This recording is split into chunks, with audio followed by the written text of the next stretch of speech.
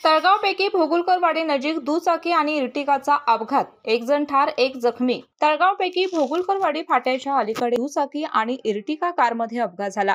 पोलिसांच्याकडून मिळालेल्या माहितीनुसार विष्णू दामोदर म्हसकर व वासुदेव आबा पाटील हे दोघेही राहणार बावेली हे त्यांच्या मोटारसायकल क्रमांक MH09 EC 4882 वरून दुर्ग मानवड ते तळगाव रोडने कोल्हापूरकडे जात असताना तळगावपैकी भोगुलकरवाडी फाट्याच्या अलीकडे मारुती सुझुकी कंपनीची अभिजित सांगावकर यांची इर्टिगा गाडी नंबर MH09 GF 9213 ची धडक बसली।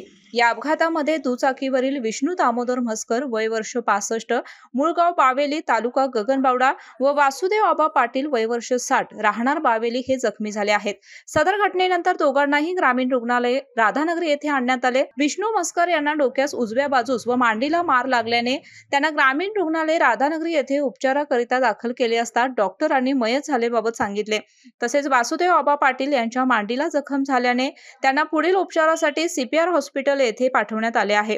अपघातात ठार झालेल्या व्यक्ती शवविच्छेदनासाठी सोळांपूर ग्रामीण रुग्णालय येथे पाठवण्यात आले। अधिक तपास राधानगरी पोलीस ठाण्याचे पोलीस निरीक्षक संतोष गोरे यांच्या मार्गदर्शनाखाली police head constable Krishnat Yadav व कृष्णात खामकर करीत आहेत। KK न्यूज साठी राधानगरी प्रतिनिधी मिलिंद कांबळे।